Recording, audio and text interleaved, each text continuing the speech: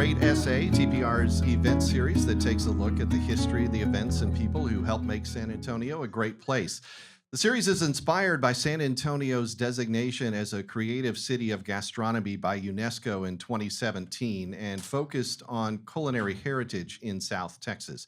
Today's event is a collaboration with the City of San Antonio World Heritage Office and also made possible by sponsorship from Frost and Saws. I'm Steve Short, and we want to give a special thanks to Backwoods Barbecue for popping up with bratwurst, tacos, and quesadillas. They're going to be serving until about 7:45, so if you haven't had a chance to grab a bite, go out there and get some. It's really good.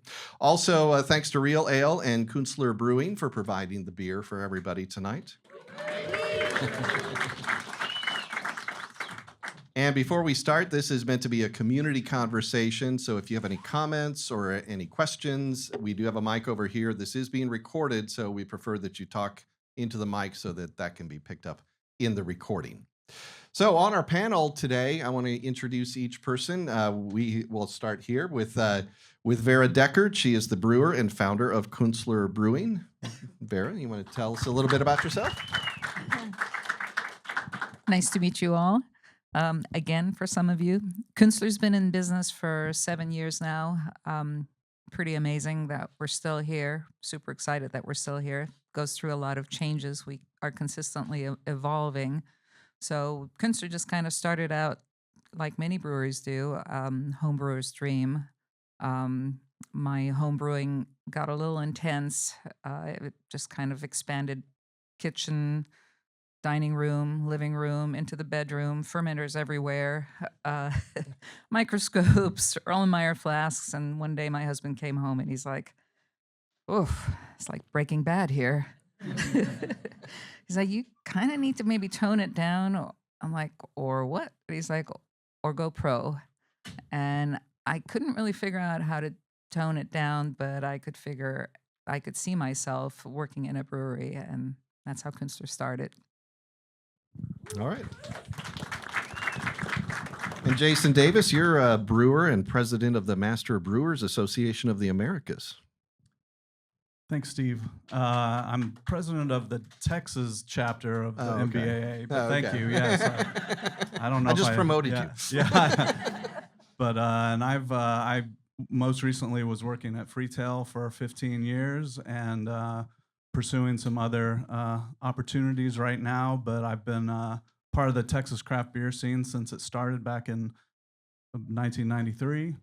And I've been back in San Antonio where I grew up since 2000. I worked at the Laboratory Brewing Company back then. I spent a little time at Blue Star and then started Freetail with Scott Metzger in 2008. All right, great. And Jeremy Banas, you're an author of all things beer. A little bit. Yeah, so I've written 3 books. One I co-wrote with this gentleman here on the history of brewing in the San Antonio area, so it's Bexar County and adjacent counties. And then did a book on the Pearl Brewery from beginning to end, and a biography of a gentleman named Pierre Celis, which is a Belgian brewer that moved to Texas later, opened a brewery in Austin.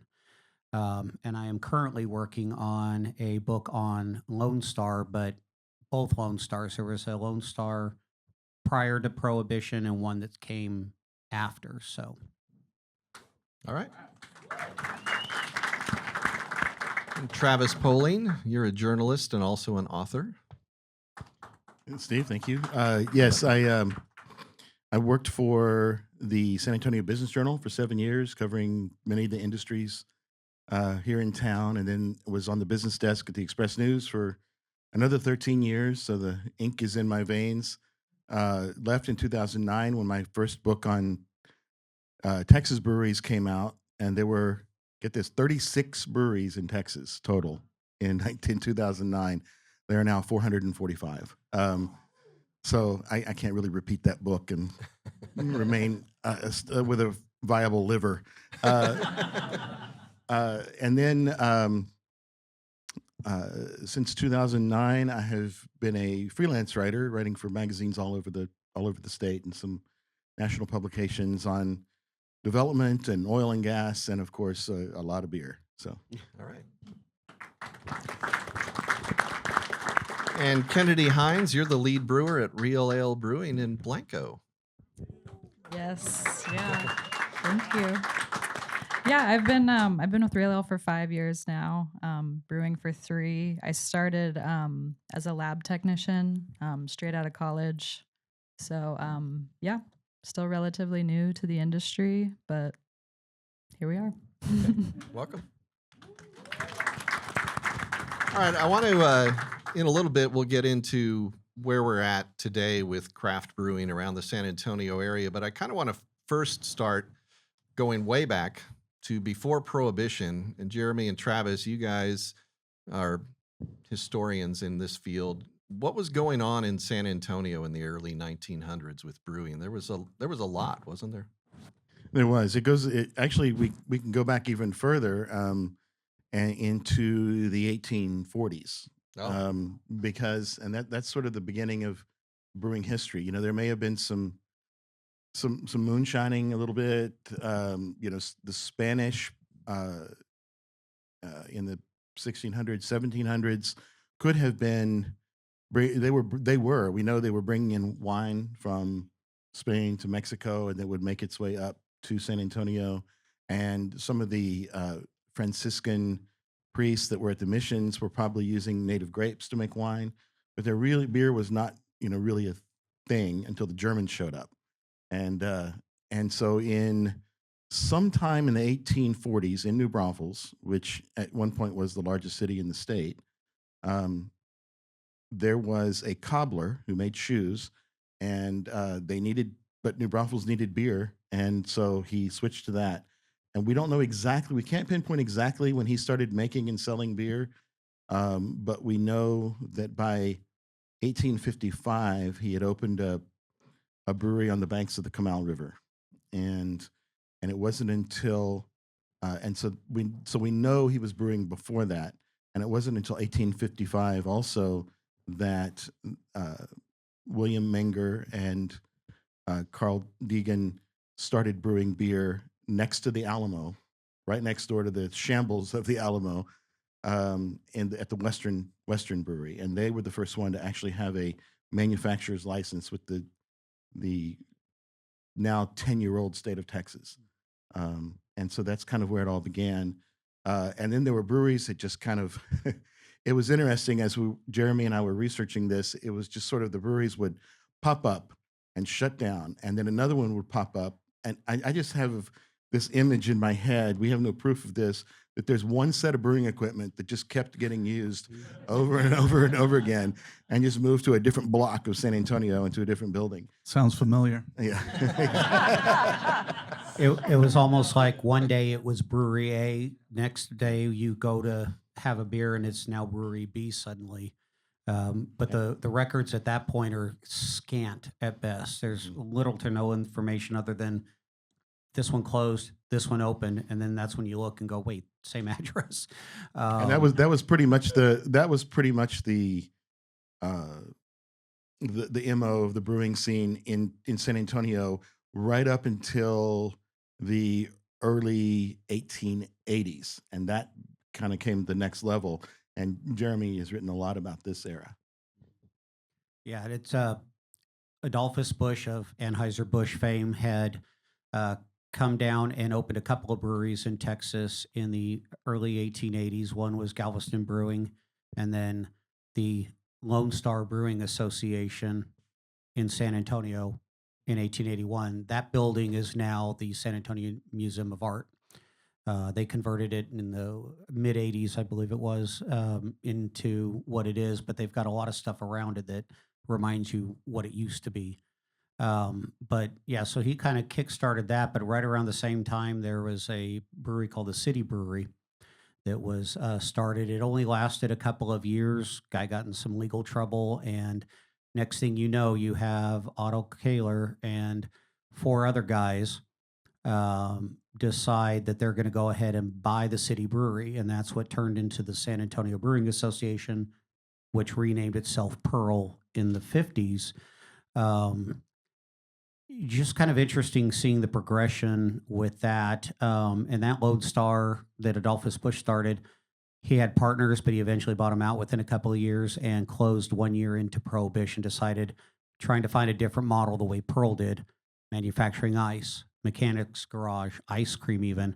There's some evidence to show that Bluebell actually kind of had its beginnings with the ice cream that Pearl was making during Prohibition. But, then after Prohibition, we've got, it was Sabina's Brewing that had moved up from Mexico to San Antonio, changed its name to Champion. And then in 1940, new owners, new name, and it's the Lone Star beer everybody else knows. So that's where the other book is coming in, is talking about the connection between those two. But it's just kind of interesting to see changes in ownership, and changes in why they closed then versus now.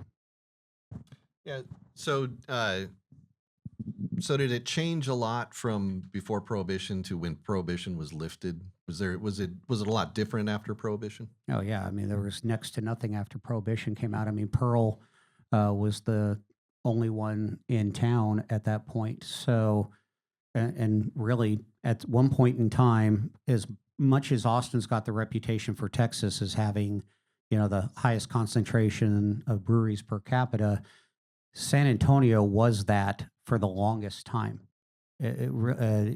Before Prohibition, there were so many breweries, like we talked about, that San Antonio was producing more beer than the rest of the state, and Pearl specifically was brewing about 30% of the total output for the state. Jason? You guys are the experts, so correct me if I'm wrong, but I think it's important to point out that it seems like it was sometime in the late 1800s that San Antonio was like the biggest brewing city in the country even, and it served as basically like a gateway to the West for beer. Absolutely. So again, Austin's got a lovely reputation, and Austin's a great town with a lot of great breweries, but San Antonio really is the city out of small town, big city, it doesn't matter, the longest run of having a brewery. I mean, Austin's last brewery closed in 1878. They did not have a new one open up until Celis opened up in 91.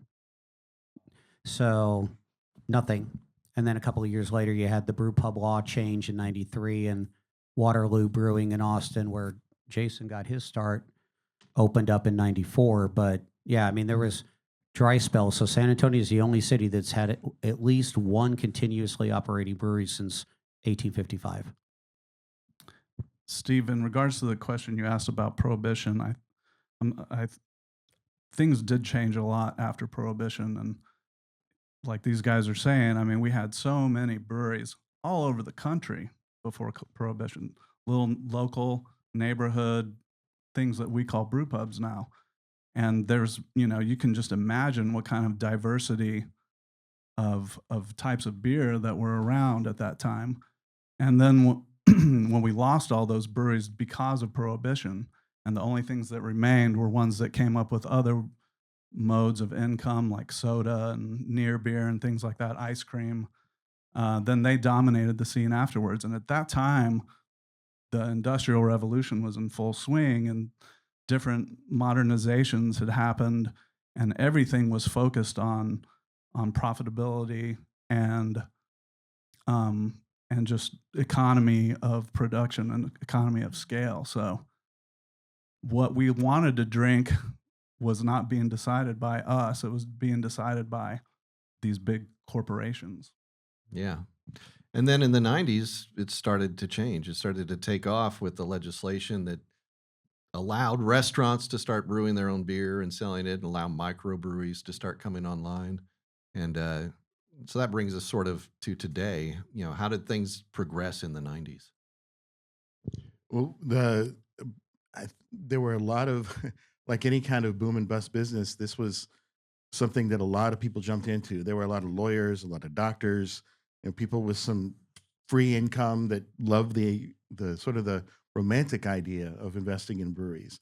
And so a lot of that happened in 93, 94, 95.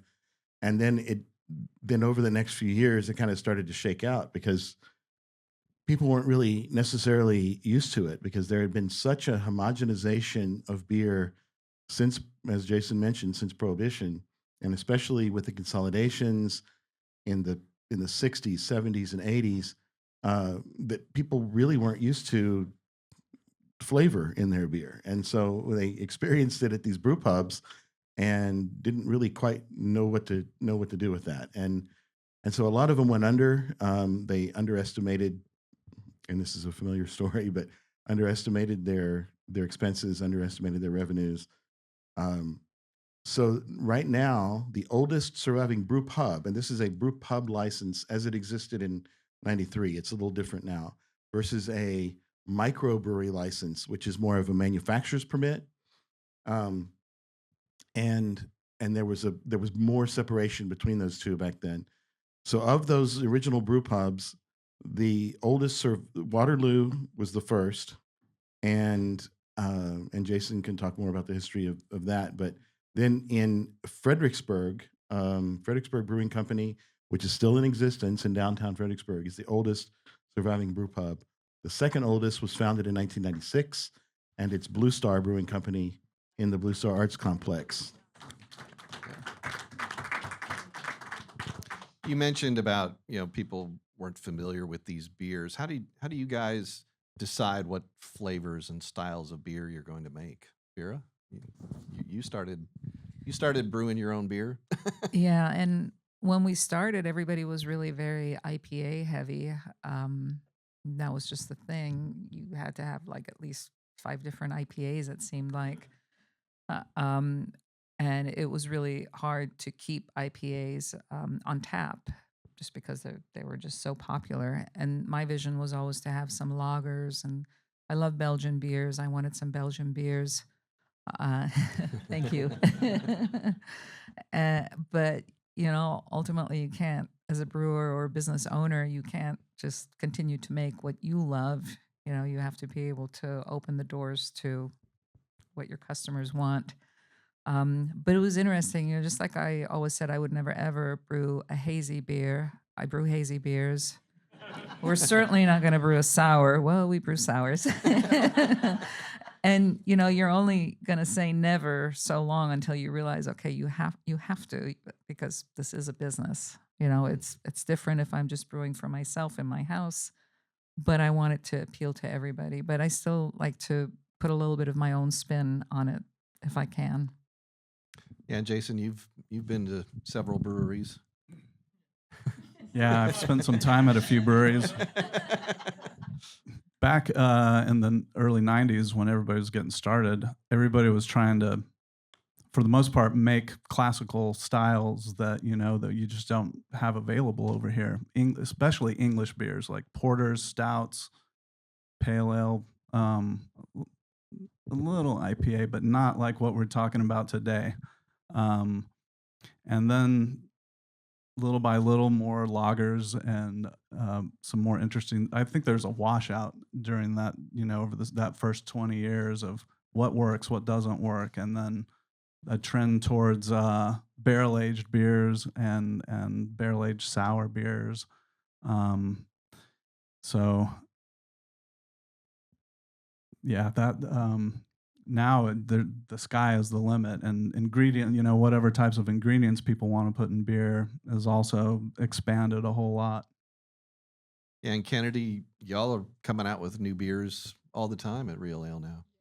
Yeah, we're doing all kinds of different stuff all the time, but I mean it's still very IPA heavy, but we also have some of our classics like Devil's Backbone, Big Belgian, yeah. Axis. and Hans. Hans, yes. Yes. Hans Pills. The big 4, yeah. But then we're doing all kinds of other, we're doing a lot of hazies. We're doing other kinds of fruited beers, just all kinds of different stuff. And like Jason was saying, like the sky is the limit these days. Recently on our pilot system, we actually did a carrot ginger beer, like just for fun. Like we were like, that sounds cool. Let's give it a try. So yeah, we put carrot in a beer, Wow. and it turned out really good. So you can just do whatever really these days. So are you constantly experimenting? Yeah, we try to as much as we can on our pilot system for sure. Not as much so on our, our big system, but small pilot stuff like it's a lot of fun. We can do whatever pretty much. So For reference, their pilot system is the same size as the Kunstler system. And we can't afford a pilot system, and we don't have room for a pilot system. So slightly we just- different scale, but Yeah. same idea. Yeah, I mean, we decided to come out with a beet beer. It had beet, ginger, and lime. We called it Shroot Farms, and yeah, my husband looked at me. He's like, "You are nuts. Nobody's going to order that." Well, even people that don't like beets, they ordered it just because it was crazy red. But yeah, you just kind of like, if you don't have a pilot system, you just hope. Yeah, there's still a lot of brew pubs in San Antonio, all over the place. Most of them with food, or if they don't have food, they're bringing in a food truck that'll be parked outside to help keep people there. But there's also some are having a tough time, and I don't know if Travis, you just wrote a story that was in the San Antonio Current last week about the economics and how it's affecting local breweries. Right. The thing about breweries is people get really attached to them. They become beloved places, and so it's news. It's news when one of them closes, more so than this town has one Tex-Mex restaurant per person, I think, and so when one closes, especially if it hasn't been around for 50 years or something like that, sometimes it goes unnoted. Restaurants open and close constantly. And in fact, the economist for the Brewers Association, was kind of pointing this out. He said that the restaurant industry is a very mature industry. It's been around a long time. So it's kind of in this country, in Texas specifically, it's about 9 or 10% open and 9 to 10% close every year. And it's kind of that way year in and year out. And there can be extraordinary events like a pandemic or something that could kind of shift that a little bit. But there's a lot of places opening now. So and breweries, I asked the question, how is it that if breweries are closing left and right, how is it that people are able to still get loans to open a new brewery? And the breweries are still a fairly proven model at this point because the industry is maturing. And so there are individual factors that are causing some of these closures that could be growing too fast, not enough capital to make it through a tough time, labor cost, ingredient cost, divorces. I mean, I'm not saying that that's the case in any of the cases here, but I mean, these are just very common things to any business. And we're seeing that in breweries, but it's just kind of when one closed because they're so beloved, it's just sort of an outsized reaction. So it feels like breweries are just shutting down left and right. When in fact, in Texas, it's been, I think, in 2023, 6% of Texas breweries closed, and there was an opening rate of 11%. So they're still opening faster than they're closing. It's just that sometimes they kind of come in groups. And so we've seen that recently in San Antonio, where you had some fairly high-profile closures, boom, boom, boom. But what's not mentioned all the time, what people don't think of is, over the last 3 years, there's been 6 of them open. And so that's kind of what's going on right now. And I think that at some point, the ingredient costs are going to stabilize. I don't know about labor at this point. That's not a question I could answer as a non-owner. I don't know, Vera, how you see that, but that's certainly a big problem. Yeah, labor is hard. I mean, we're now a restaurant as well, and it's difficult to find people that want to work in a restaurant anymore. And I mean, when we used to be able to start people out at $12 an hour if they were a dishwasher, maybe, now we really can't start them under 20. And the problem with that is that, people, customers come in and they would like to be able to pay $10 for their hamburger and they don't understand why the hamburger now is $18. But you notice as well when you go shopping at HEB, you realize that your grocery bill is quite different, and it's the same. It's the same with our bill in the restaurant, and it's also the same with the brewing. Our cost. I mean, sometimes I pay twice as much for grain as what I used to pay, and shipping is outrageous. And sometimes it's really difficult to source stuff too. Yeah, and I guess you guys are experiencing that at Real Ale as well.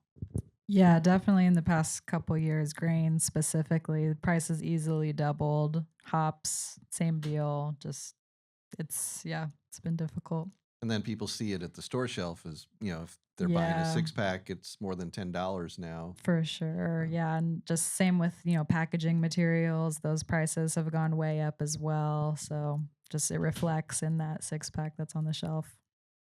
Yeah, and it's interesting that at the same time, the bigger breweries had been around for a long time, your Anheuser-Busch and so forth, don't really see too much of an effect on this because in some cases, like with Anheuser-Busch, which the company's now AB InBev, they merged with a Belgian company a number of years ago. They own a whole bunch of hop farms, so they can in some ways control the costs on that if anybody wants those particular hops, and same with grain for them. So they don't see the loss of income from spending more on ingredients near as much as Real Ale and Vera and anybody like them. So it's just, and then when they own distributorships on top of it, they can really kind of totally control the market. We're a couple of years out of the pandemic. Did the pandemic cause a big hit for you guys? Yeah, we tried to power through the pandemic as best as we could, and we kind of turned Künstler into like a drive-through. And some of the greatest moments were the customers that would make it a point to you have to drive in all the way out into a cul-de-sac to get to Künstler, and people would do that just to buy a 4-pack or to buy a hamburger, and not because they needed a 4-pack and a hamburger, but because they wanted to support their local brewery. They wanted to see us survive. And yeah, no, thank you guys. We were able to maintain our entire staff during that time, and it was absolutely amazing how our staff was, because Brent and I always believe in trying to pivot and understand what's going on, but our staff was actually able to pivot and turn our brewery and our tavern into a drive-through, which is not an easy thing. And every single beer that we made, talk about 7 barrels, you can do the math as far as how many pints that is. Every single beer that we made, we could no longer just pour into a pint glass. We had to put it in a canner, and we didn't have a canning machine at the time. We had the little seamers, so everything was like hand seamed. It took about 45 seconds to produce a can. So, but it is what helped us make it through the pandemic, and it really just kind of proved to me that having a brew pub is definitely a community place. People like you were referring to earlier, people love their pubs. They like their little hangouts where they can meet with family, friends, meet new friends. Yeah, so they build up a loyalty to particular brew pubs. Exactly. The challenge for us was that just prior to the pandemic, we had decided that we were going to build out the kitchen because there was going to be a huge brewery event happening in San Antonio. And so right when we broke through the wall and started building, pandemic happened. So now we have this we had this huge kitchen. We're like, oh wow, and money wasn't really going in the right direction. But again, we were able to pivot, and now I look back at it, and I think it's great that we do have that kitchen, because I don't know that Künstler would make it without offering both an extensive-ish menu and beer as well. Thank you. Thanks to Chef. Yeah, if y'all have any questions or comments, feel free to just step up to the mic. Kennedy and Vera, you two, people think of the brewing business as being male dominated, and both of you got into it in different ways. You started brewing, and you went through the science of it, I guess, going through school. How did you want to get into brewing beer? Well, I had like a friend of a friend connection in college that kind of connected me to real ale, but I was pursuing a microbiology degree, and I was just, kind of under the assumption that I would end up in some medical field type job, and then I, discovered like that there's so much science involved with brewing and beer, and I just kind of got really into that and started learning as much as I could. And I reached out to our now quality manager Lee. I was like, Lee, could I please like shadow you in the lab? Like, I'm about to graduate college. I don't know what I want to do, but I think beer would be cool. And she was like, yeah, for sure. And I got to do that like right at the end of college, and then immediately after graduating, I ended up with a full-time job in the lab there. So it just kind of all fell together, and I've been doing it ever since. So. And Vera, you bought a book for your husband, but then you ended up reading it completely and never sending it to him. We won't tell him. Yeah, Brent was the home brewer, and he was brewing 5-gallon batches, which we all know, like a 5-gallon stock pot. That's huge, right? And then he started brewing like 10-gallon batches, and all I remember is like he and his buddies would get together, and there was like a lot of arguing about water volumes and grain and this efficiency thing and IBUs. I'm like, oh, that just seems really complicated. I'm just gonna go get a massage while you guys do that. I had no interest in that. That just seemed weird. I mean, honey, can I get you a 6-pack maybe? And so he was sent to Afghanistan for the Air Force for 6 months. And somebody told me once that, when they send your husband out for 6 months, you probably want to learn something. I'm like, okay, well, what do I want to learn? Nothing came to mind. Should I learn another language? I don't know. Should I bake bread? And then I came across this book. I was listening to Splendid Table, and they were talking about this book on how to brew small batches, like 1 gallon. I'm like, this is brilliant. Brent doesn't have to work so hard. He could just brew a gallon at a time. And so I bought the book. It showed up with Amazon, and I was going to inscribe it. And as I'm getting ready to inscribe it, I start paging through it because I'm nosy. And I spent that entire night reading this whole damn book thinking, wow, I love to cook. This is kind of like cooking. This is brilliant, And the next day I had like a whole shopping list ready, and I was at the homebrew store as soon as they opened, and I brewed my first batch. And it went down the drain. Don't be too happy. So by the time Brent came home, he actually did end up having 2 5-gallon kegs in the kegerator. One was a brown ale, and the other one, which is very forgiving, and the other one was a milk stout. And then he had a wife that, like, every weekend, hey, can we brew? Can we brew? Honey, can we brew? He didn't want to brew every weekend, so I brewed every weekend. Yeah. Were there a lot of trial and errors? As a home brewer, I only ever threw that first batch away. Yeah. We have a lot of friends.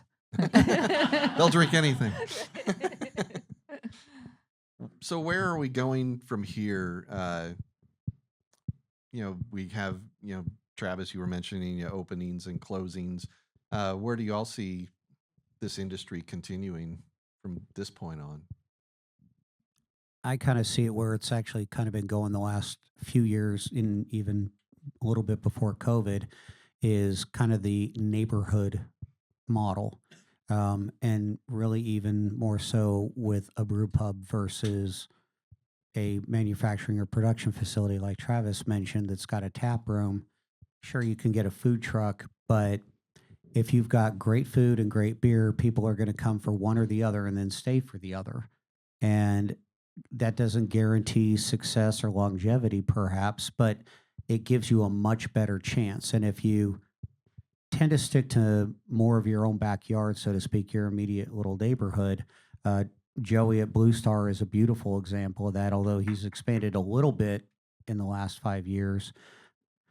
He is still primarily just Blue Star Brewing in the King William district, and he caters to that neighborhood. That's how I see breweries, small ones, surviving going forward, is more of a brew pub model and intentionally staying super local. Yeah. And real ale, you guys have branched now into liquor, to whiskey and gin. Yeah. Are Mhm. you involved in that production as well? Yeah. I mean, whiskey and gin start out as beer, same way we brew them, the same way. It's just minus hops.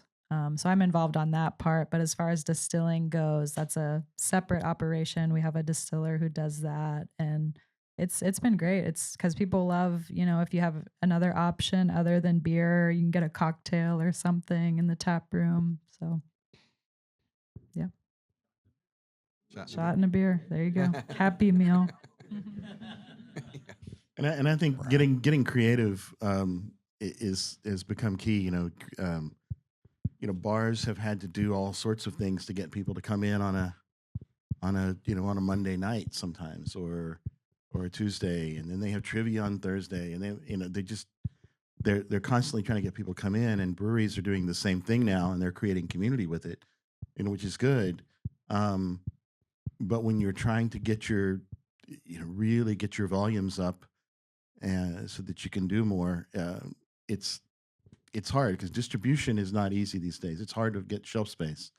Dos Equis and Anheuser-Busch owned InBev owned products, and Molson Coors owned products take up a lot of space, And so and in the old days, you used to be able to go and find at the store and find 6 different varieties or 7 varieties of, say, Sierra Nevada, one of the oldest and bigger craft brewers in America. Now you might be lucky if you find 1 or 2. And so you have things like, and again, to talk about Blue Star, they have a kiosk, little bar underneath the food court at North Star Mall, of all places. And I finally made it out there. I hadn't been to a mall in a very long time, and I made it out there. And so my wife was shopping. I sought it out, and I found my people. And there were a few women and a lot of guys whose significant others were shopping, and they were drinking King William ale, which is very strong. They were drinking pale ales. They were drinking IPAs. Some of them were drinking the lighter things, and it just made me happy that this was happening in a mall. So I think we're going to see more of that for craft beers rather than going the normal distribution route, to try to go where they're not right now. Yeah. You have a question? Yeah. So, I'm just wondering about the pervasiveness of these non-alcoholic beers, the seltzers, that are kind of. When I go into my store, I notice they're taking over more and more shelf space, and not providing me with as much beer selection, which I don't like, but other people might not mind. Also, I'd like to say this guy right here, big ass glass night with that was the first locally made fresh beer I ever had. It was life changing. Let me just tell you, man. And Dragonfly on the stage. Ooh, yeah. Okay. Thank you. Cheers. Yeah. So what about seltzers and stuff like that? I think that we have seen the peak of seltzer, hopefully. Very much. I'm never brewing a seltzer. Yeah. Everybody's tried to do it except for Vera. And I think that for the most part, if people want seltzer, people who like seltzer, then it's basically White Claw. There's a couple others, but with non-alcoholic, that's still growing. That's sort of a trend of the younger generation to drink less alcohol now, and brewers have figured out how to make non-alcoholic beer that tastes good. So I don't think it's going anywhere. Yeah, it's certainly not the generic beer you saw in the generic aisle in the 70s and 80s, where it just said Yeah. beer, and a whole lot of that was actually brewed at Pearl and a few other breweries. But yeah, I think with having to diversify to keep the doors open, breweries have had to adapt a little bit, tossing a cider on, whether it's somebody else's or not, adding in seltzers and so forth. And I agree. I hope that seltzers are over. But yeah, but you kind of get it. It makes sense. You're having to cater to other people that come with their friend to a brewery that maybe doesn't want a beer. And yeah, you're in keeping the people 80s, in. wine coolers were a big thing. And Oh yeah, seltzers are just Yeah. Bartles and James. Yeah. Yeah. Yeah. You have a question? Hi, yeah. I'd actually kind of like to hone in on the community aspect. One of the things I love about San Antonio is the community within all of the local breweries. So I'm curious about collaborations. That's a big thing right now. I don't really know the history or like whereabouts that came from. Maybe what are some of your favorites? What are some that you might like to do in the future?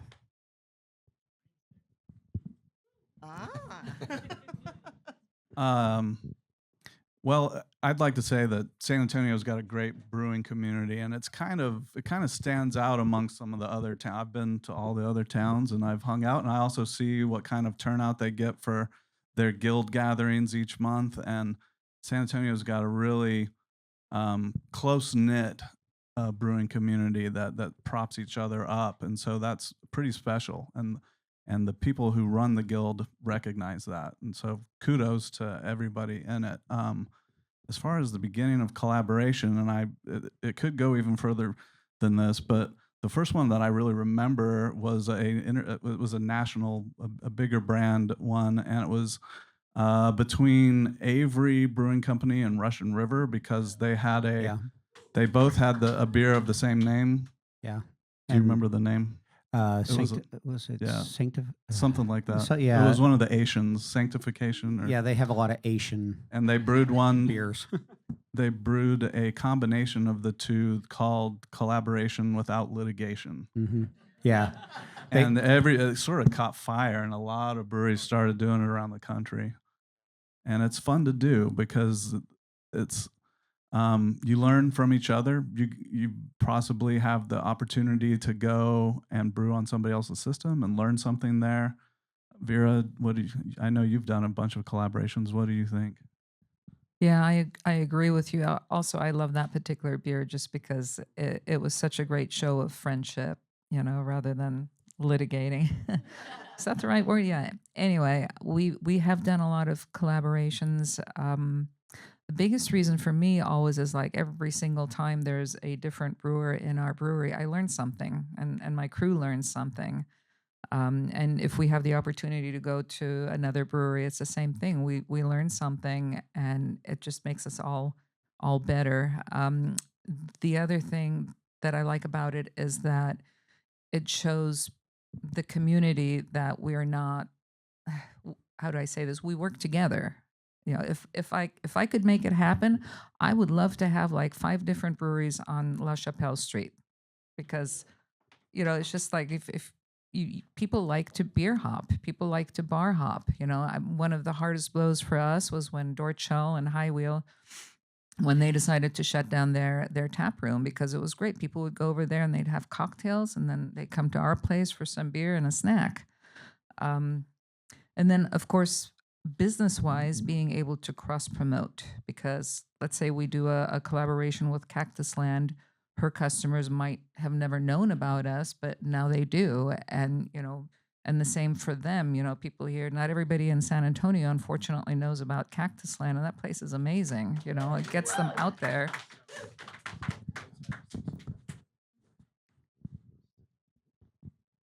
Hi, I've got a comment and a question. Vera, you can correct me if I'm wrong, but I think you won me over about 10 years or so ago with the Belgian quad when you all were, I think, supposed to be going into the Hemisphere Park area, and that didn't quite happen. And I was a little disappointed with that since I worked nearby. You don't have to comment a whole lot about how you had to give up on that and then come back, some years later. But I do want to say thank you for, hanging in there and keeping it up. Also wanted to put a question to Jeremy. One of my favorite stories is the story of Celis, which is this, craft brewery that gets, taken over by one of the big corporate companies, and then makes a comeback. I don't know if you want to say a little bit more about that story and whether or not that kind of risk is still out there now that we've got a different legislative scene and craft breweries are thriving more now, and are they still at that kind of risk of being bought out or taken over by some of the corporate giants? Yeah, no, absolutely. I mean, you get a brewery that's been open for 30, 40 years, and if those owners don't have anybody to take it over, but they're ready for retirement, a lot have taken, what we're referring to as a buyout from Anheuser InBev or Molson Coors, because that was their exit strategy. So it's looked upon by many beer drinkers as selling out, but it's not necessarily selling out. It's our kids don't want to take over the brewery, so we're gonna do this. But to go back to Celis, that was definitely a little bit different story in the 90s than something like I Need an Exit Plan. And that was so far my favorite book still to research. There was a lot of the same information about Pierre Celis out there that was just regurgitated in a different format and not a whole lot of new information. And for anybody who doesn't know, Pierre Celis opened a brewery in Hoegaarden, Belgium in 1966, bringing back a style that had died out about less than 10 years before he opened the brewery, because he had brewed at a brewery next door to his home. And a lot of breweries in Belgium and throughout Europe, if you saw a smokestack, 9 times out of 10, they were making beer. So he worked at the Thompson Brewery next door as an adult. There's no more wit beer in Belgium, which goes back to the 1300s. And he decides to open up a brewery. But by bringing that style back, so to speak, it then spread throughout Belgium because he was a salesman if he was nothing else. And then it expanded across Europe. And when he unfortunately was underinsured and a fire happened at the brewery, he ended up having to borrow money from the Stella Artois brewery, which was, separately owned because he had friends there. Well, then they got bought by Interbrew and became what we know as InBev, and they essentially shoved him out. So he moves to Texas and opens up Celis in 91. And again, first new brewery in Austin since 1878. And it was kind of not so much, I mean, the beer was fantastic. He was replicating everything he did in Belgium and then adding a few new things. But it was the whole wow factor of, what's this Belgian guy doing randomly opening a brewery in Austin, Texas? I mean, but he had connections with his Hoegaarden beer. It was brought in by a importer by the name of Manneken Brussels in the 80s. So, and then he had a childhood friend that actually happened to move to Austin. So he had a little bit of a connection. The water profile was similar. So he decides to open up the brewery here in Austin, taking advantage of the college crowd with UT. My wife was already graduated from UT at the time, but she drank a heck of a lot of Celis back in the day. But they ran into some trouble. Within a few years of opening in the 90s, they then realized they just couldn't brew enough to keep up with the demand. And so they borrowed money to to expand. So that ended up being a deal with Philip Morris, who owned Miller at the time. And this, Jason worked a little bit near the end to sell us on that, but the deal was they took 80% ownership of the brewery, and Pierre and his daughter Christine, who reopened the brewery in 2017, were suddenly kind of on the back burner, the way Pierre was in Belgium. So it was more of a borrowing the money out of necessity and then getting screwed after that.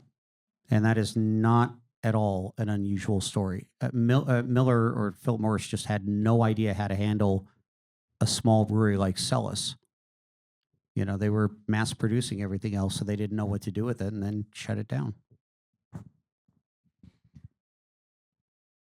You have another Can I answer the hemisphere question real quick? I'll make it short. So we were desperate to get out of the house with all that brewing equipment, and it's very difficult to find the right space in San Antonio. It's like either a warehouse is too big or a landlord doesn't have the vision. And the hemisphere presented itself, and they presented itself as, we want to give people, small businesses, new startup businesses, the opportunity to open. And you get into it and you have this beautiful historic house, and you start talking about it like, okay, so we'll put the brew system there. Oh yeah, but we can't have any water there. What do you mean we can't have water? I mean, we spend half our life in water when we're brewing beer, and so many other little things happen. And in order for us to retrofit it properly, our money was just going out the window. And that's when we realized that we really probably needed to look at a building that is ours, that we could afford. That's why we bought this old mattress factory or whatever that thing was. I still have an OK Ice House T-shirt. and That's some funny. stickers. That's funny. But the cool thing that you might not know is that we do have a little tap house in that very same building, in the Pareda House. So we're just kind of waiting for the we're hanging in there, hoping the construction finally dies down. So it's kind of fun how it came full circle with that building. Go ahead. Thank you. Just looking at the statistics from the Brewers Association, seeing craft beer on a downtrend this past year nationally.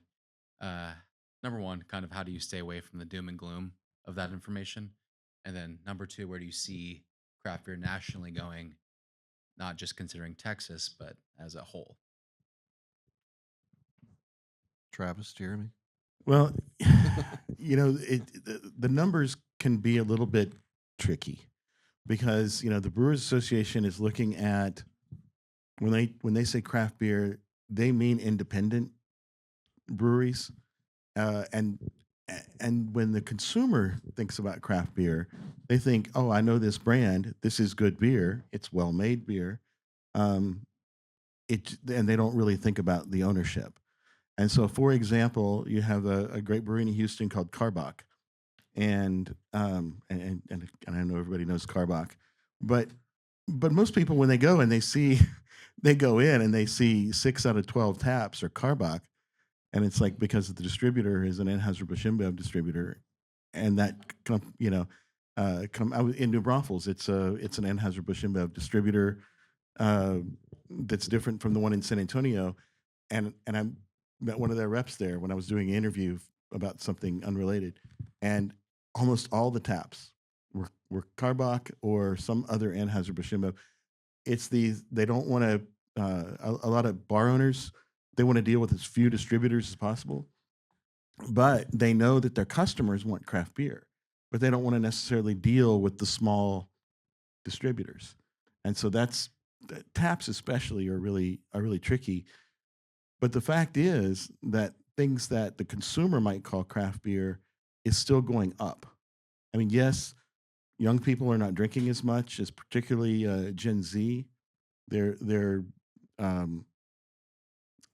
doing CBD drinks and mocktails and seltzers, other low alcohol things, or a lot of dope. I'm not sure. But that's what all the bar owners that I've interviewed always tell me. Oh, the young people are just all doing drugs, Can and you, so they're not can drinking. you elaborate on that?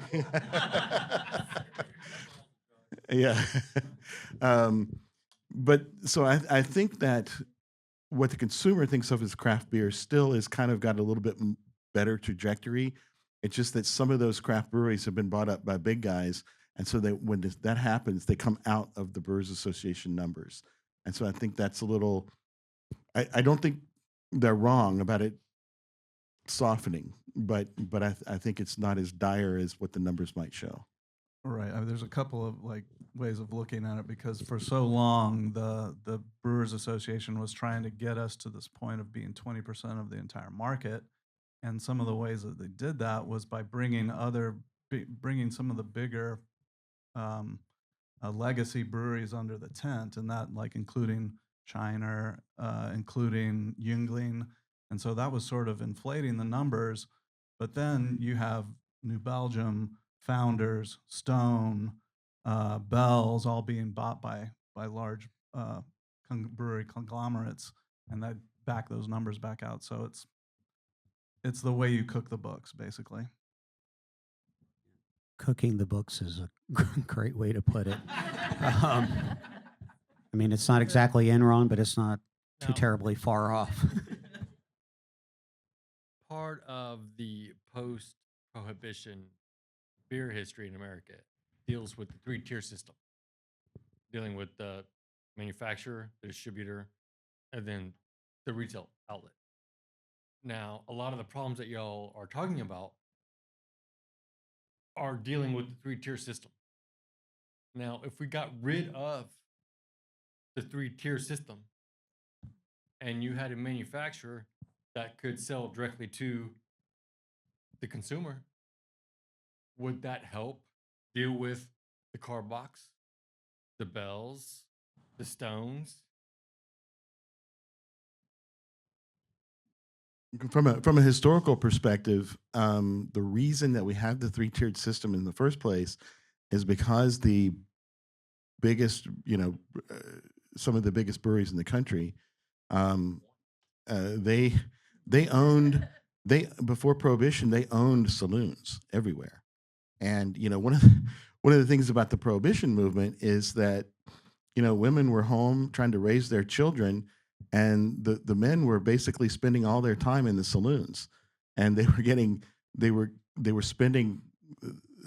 I mean, such a cliche, but they were spending the paycheck on beer in the saloons, and they didn't have to ever leave to go home because they were being fed free food. And so there was this incentive to basically spend all your time and all your money in the saloons that were tied to the breweries, and they could discount the beer left and right. They could provide the food. It really had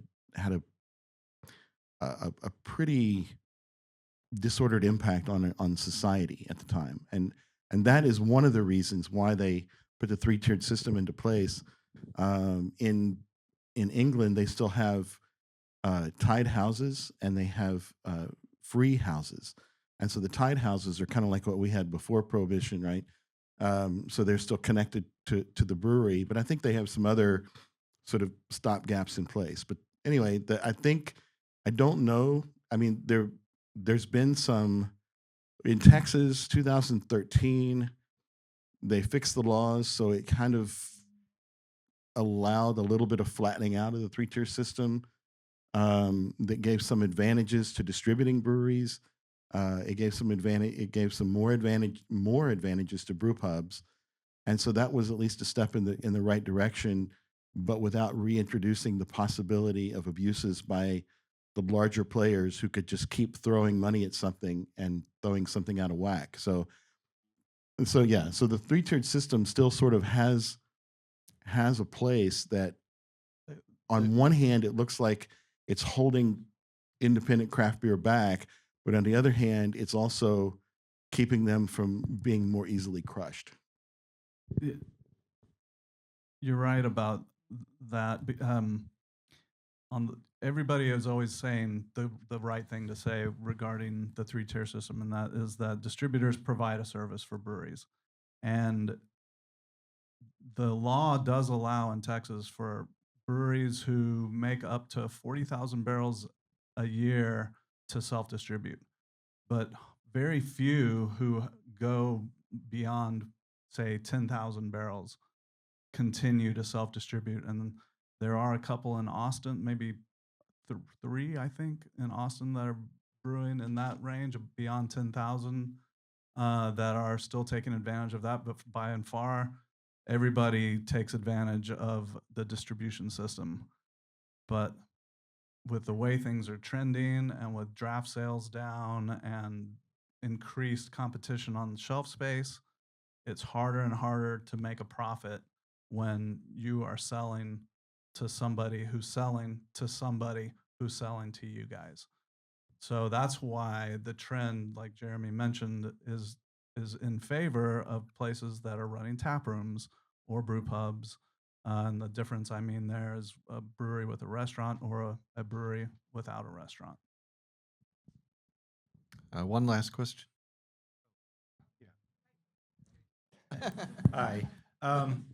I'm originally from Western Pennsylvania, and which Pennsylvania has, I think, the second most breweries of any state in the country right now. I think we beat out New York by 1. But my question is really about diversity in brewing. And there's a lot of folks when I go, and I've been, when you guys were talking about the brewing revolution starting in the early 90s, that was kind of my upbringing when I was of age. But there's a brewery in Pittsburgh that has a residency for people of color that want to brew beer. And I noticed that Weathered Souls, I was there at their last day, just closed.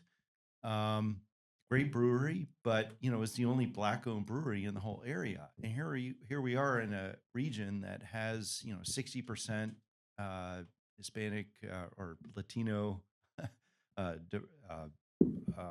population, and et cetera. And so I'm wondering how are breweries trying to appeal to a diverse population that is increasingly, or I should say, a population is increasingly diverse around the country. Thanks. I'd say Yeah. creating equal opportunities to start with for everybody, to make it more attractive to somebody of color or a different gender than me to be able to get into it, not just want to get into it. So I think it starts with creating those opportunities. You do see more and more breweries that are owned by somebody of color or female owned. Then you see some breweries that are a husband and wife, so female owned but not completely, kind of thing. San Antonio, yeah, had Weathered Souls, and they opened an incubator brewery in North Carolina that was intended to cater towards people of color who wanted to get into brewing and to get their start there, learn, sell their beer, and move on. Unfortunately, they had to close that, and we've got a couple of Hispanic-owned breweries in San Antonio. We had Isla Street Brewing that closed during COVID, and we still have Mad Pecker Brewing on the far northwest side. So, yeah, certainly changing, and I think depending on the part of the country we're in, it's going to be sometimes it's more conducive to broadening things a little bit, and then in some areas certainly not. But I definitely see a trend towards things changing where it's a little bit more equitable.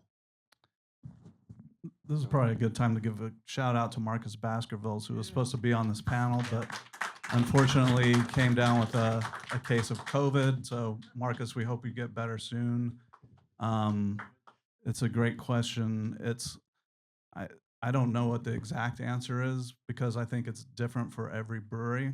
But one of the things is that the trend in the industry is for the overarching organizations are starting DEI initiatives to try to address this issue. And I was a part of setting up the DEI committee for the Texas Craft Brewers Guild. The Master Brewers has a very robust DEI program, and the Guild was, the Brewers Association was way ahead on that. So I think that having conversations like this in the community go a long way towards helping and finding out what the things that need to be done are. Yeah, so I just want to give a plug to my brewery downtown at the Back Unturned on 4th Street. If y'all like good beer and pizza, go over there. Secondly, to Real Ale, have y'all done like a barrel-aged commissar? I don't know if I've seen that in the store. We don't. Yeah, we don't do a whole lot of the barrel aged stuff anymore. It's kind of died down. I love Like, commissar. That's we great still beer. make commissar. We just I buy we it don't. Yeah. all the time. But. And then if you can do like a big ass glass deal at twice the price, I'm there like every single time you do it. So okay. That's what the mug clubs are for, I think. One thing real quick, see that to the previous question, one thing about Real Ale is that they've always been pretty, forward thinking from the beginning. I feel like every time I get to know, every time San Antonio area gets a great female brewer, assistant brewer, whatever, they always end up at Real Ale. They all leave for Real Ale. What are the discussions like there around DEI and reaching that broader, the broader market, but also having your employees look like the people you want to serve? Yeah, I mean, we work to just try to be as inclusive as possible and just give everybody equal opportunities. And we have, quite a few women on staff, and we just keep it open and just give everybody whatever opportunities they want. And, All right. Well, thank you to our sponsors, Frost and Saws, and our partner on the series, the City of San Antonio World Heritage Office. Thanks to Backwoods Barbecue for their delicious food tonight. Also, thanks to Real Ale and for Kunstler Brewing for bringing the beers. Thanks to Vera Deckard, Jason Davis, Jeremy Banas, Travis Poling, Kennedy Hinds, and thank you all for supporting TPR and joining us this evening. Stay tuned for the next installment of Great SA, which will cover the Silk Road Cultural Heritage District. And you can follow TPR on Facebook and learn